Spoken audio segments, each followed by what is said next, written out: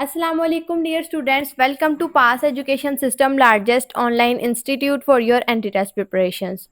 Dear students, आज की video में हम लोग कुछ शॉर्ट ट्रिक्स को डिस्कस करेंगे जिसके अंदर मैं आपके साथ रेडिकल के क्वेश्चंस का एक शॉर्ट ट्रिक शेयर करूंगी।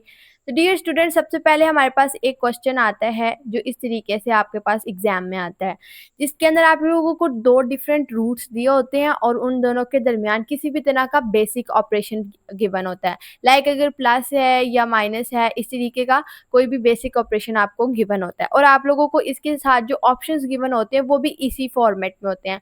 लाइक रूट 32 है तो इससे रिलेटेड इसी तरह के फॉर्मेट में रूट की फॉर्म में ही गिवन होता है। तो आप लोगों ने क्या करना होता है, इसको सॉल्व करना होता है विदाउट कैलकुलेटर, क्योंकि आप लोगों के पास जो एंटी टेस्ट होता है वो गेम ही इसी चीज़ की होती है। You have to calculate every basic problem with mental maths, और आप लोगों ने जो भी प्रॉब्लम सॉल्व करना होता है उसको with in minutes, with in seconds करना होता है। आपके पास इतना टाइम नहीं होता कि आप उसको बहुत ज़्यादा सोच के या उसके ऊपर बहुत ज़्यादा टाइम लगा के उसको स्टेप बाय स्टेप कैलकुलेशन करो। तो इसके अंदर अब आप देखें, आपके पास कैलकुलेटर तो अलाउड नहीं होता, तो आप लोग इसको किस तरीके से कर सकते हैं। देखें, जब आप लोगों के पास इस तरीके का क्वेश्चन आता है तो अगर आप लोगों को याद हो कि अगर आप लोगों ने कभी छोटे होते पढ़ा हो कि जब दो अलाइक टर्म्स होती हैं, लाइक अगर a प्लस ए है तो ये इक्वल टू 2a हो जाएगा। लेकिन अगर यही a के साथ टर्म a प्लस बी है तो वो आपकी टर्म a प्लस बी रहेगी, वो 2ab वो हो ही नहीं सकता, वो पूरे सेंटेक्स ही गलत हो जाता है मैथ्स का। तो a plus A is equals to 2a होता है, लेकिन a plus B is equals to, इसको आप ऐड नहीं कर सकते, इसको आप एज एक्सप्रेशन लिख सकते हैं, लेकिन आप इसको ऐड नहीं कर सकते क्योंकि ये दो अनलाइक टर्म्स हैं।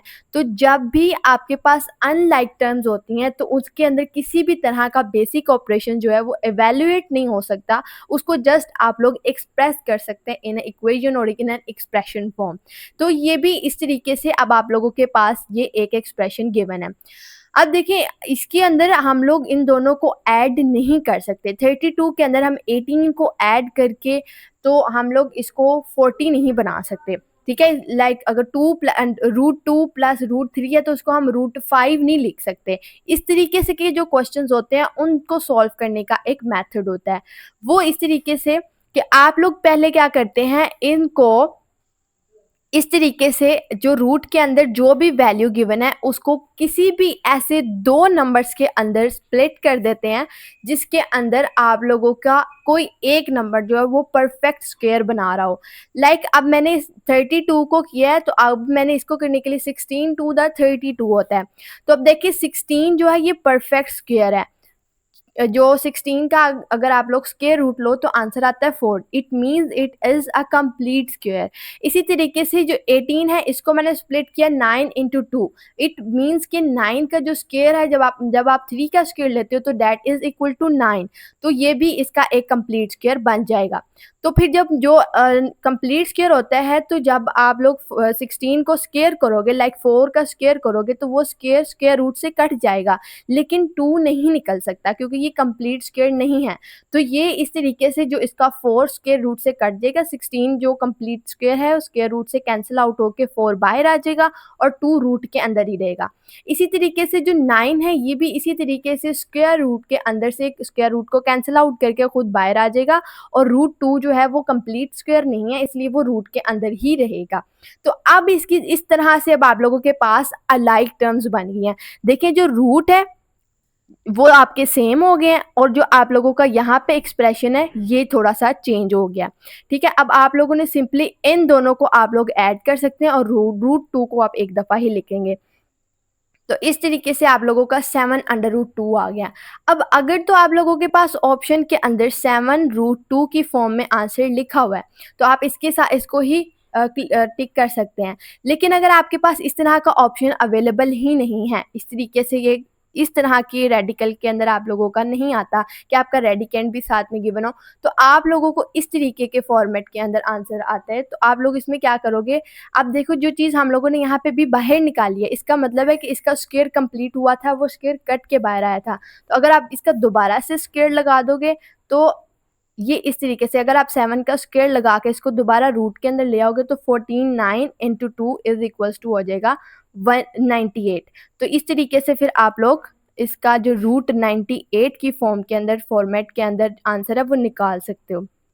अब इसी तरीके से हमारे पास एक और क्वेश्चन इसी तरह का है जिसके अंदर आपके पास इसी तरीके से एक एक्सप्रेशन गिवन है।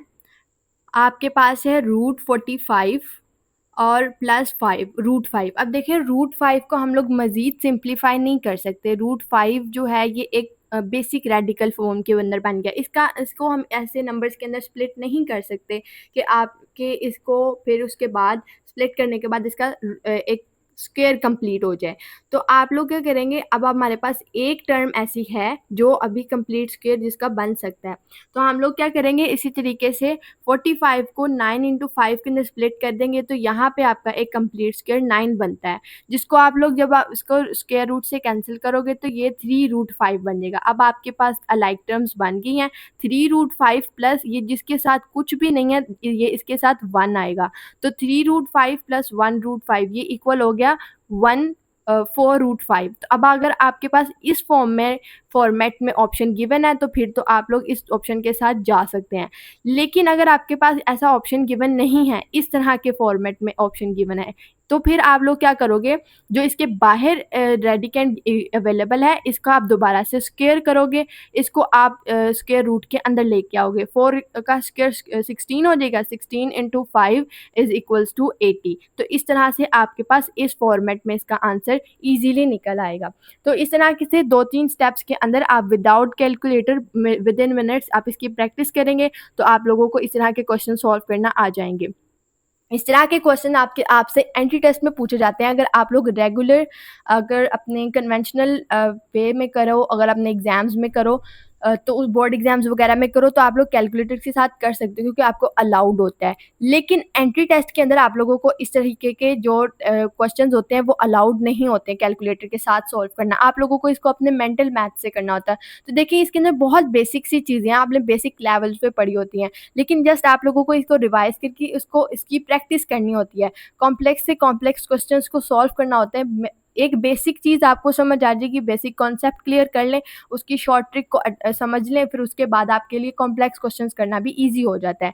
तो डियर स्टूडेंट्स, आपको इसी तरीके से एंट्री टेस्ट की प्रिपरेशंस करवाई जाती है हमारे पास बैच के अंदर। अभी हमारा एडमिशन 2026 के लिए जो बैच स्टार्ट हुआ है दैट इज़ बैच 1.0, जिसके अंदर आपको E cat, B cat, NET और नेट के अंदर प्रिपरेशंस करवाई जाती हैं नेट के हवाले से। तो इन जो तमाम एंट्री टेस्ट हैं इनके अंदर आपसे इसी तरह के क्वेश्चंस पूछे जाते हैं। कभी बेसिक मैथ, ये इस तरह के क्वेश्चंस मेजॉरिटी बेसिक मैथ्स के अंदर आते हैं। जो बेसिक मैथ्स के अंदर अगर आप NET की बात करें तो ये क्वांटिटेटिव पोर्शन होता है जिसको कहते हैं, जो बिजनेस के NET बिजनेस में आता है। इस तरीके से अगर आप ई कैट की बात करें तो ई कैट के अंदर भी कुछ क्वेश्चंस ऐसे होते हैं जो मैथ्स का पार्ट बना के इसी तरीके से इसके अंदर मिक्स करके दिए होते हैं। ठीक है, इसी तरीके से बिजनेस के टेस्ट में भी क्वांटिटेटिव पोर्शन आता है, नेट के अंदर भी इसका एक कंप्लीट पोर्शन होता है क्वांटिटेटिव पोर्शन के नाम से। तो इस तरीके के क्वेश्चंस आप लोगों को इस तरीके से बैचेस के अंदर करवाए जाते हैं। शॉर्ट ट्रिक के साथ आपको एक मेथड बताया जाता है, उसकी टेक्निक्स बताई जाती हैं कि इसको इस तरीके से सॉल्व किया जा सकता है। तो डियर स्टूडेंट्स, अगर आप लोग भी एडमिशन 2026 में लेना चाहते हैं या आप लोग अपने स्प्रिंग एडमिशन्स की प्रिपरेशंस करना चाहते हैं तो आप लोगों के लिए हमारा बैच 1.0 हाईली रिकमेंडेड है, जो कि लाइव है।